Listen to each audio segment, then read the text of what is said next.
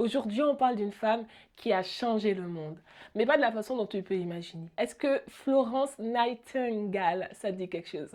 Peut-être que j'ai écorché son nom de famille, je m'en excuse.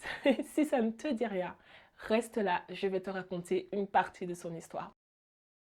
Alors, je ne dis pas que cette femme est une chrétienne parfaite, je ne dis pas que cette femme a eu une vie chrétienne exemplaire, mais cette partie de cette histoire peut nous apporter un boost, un encouragement pour nous dans notre vie chrétienne actuelle. Je vais l'appeler Florence N pour éviter d'écorcher son nom de famille, ok? Florence N n'est pas une héroïne de film, hein? C'est pas un Marvel, non. C'est une pionnière dans le domaine de la santé. À la place des super pouvoirs et des lasers, elle avait un stéthoscope et une lampe à huile. Florence est née en 1820 dans une famille anglaise et très respectable. Mais malheureusement, sa famille ne comprenait pas pourquoi Florence N aimerait tant devenir infirmière. À l'époque, donc en 1820, la profession d'infirmière n'était pas le métier star. C'était pas le métier qui dit que ouais, t'es une personne de haut niveau, tu vois. Donc c'est pour ça que sa famille, elle était pas trop chaude. Ce qu'ils prévoyaient pour elle, peut-être, c'était qu'elle épouse un riche gentleman qui ferait d'elle Madame de et qui lui permettrait de vivre dans une maison de luxe avec des gens à son service. Mais Florence N voulait être infirmière. Alors, comment une jeune femme de bonne famille, certes, a pu bouleverser le domaine de la santé? Eh bien, un jour, Florence, elle prend donc sa lampe à huile et elle s'en va dans un hôpital militaire durant la guerre de Crimée. Quand elle arrive là-bas, c'est le chaos. Des lits crasseux, des soldats à moitié morts, des infections à droite et à gauche.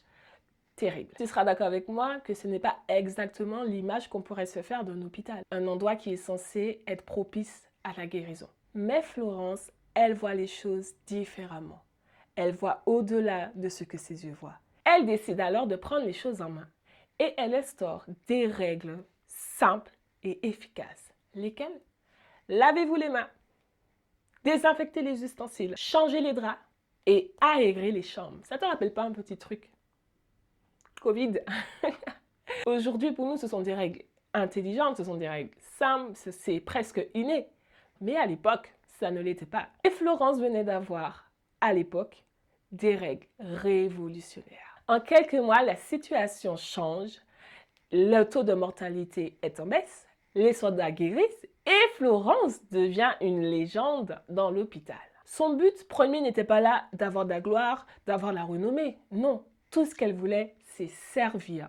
Et aujourd'hui, son nom a marqué l'histoire comme une pionnière dans le domaine de la santé et des soins. Florence nous montre à travers cette histoire que le service et que servir Dieu peut être simple, peut être dans les choses simples. Pas besoin d'être une superstar, pas besoin d'être super connu, pas besoin d'être un influenceur, un super pasteur, non. Parfois, il suffit simplement d'apporter un peu de lumière dans la vie des autres. Alors, la prochaine fois où tu te sens découragé, ou peut-être que tu penses que ce que tu fais ne compte pas, rappelle-toi de cette petite histoire que je t'ai racontée. Parce qu'au fond, tout ce qu'on fait pour Dieu, aussi petit que cela puisse sembler, peut avoir un impact beaucoup plus énorme que ce que nous pouvons penser. Si cette histoire t'a inspiré, si tu as apprécié la vidéo, n'hésite pas à me laisser un petit commentaire, des petits pouces en l'air, un petit j'aime pour la vidéo, n'hésite pas à la partager. N'oublie pas également de t'abonner, j'ai plein d'autres récits à te raconter.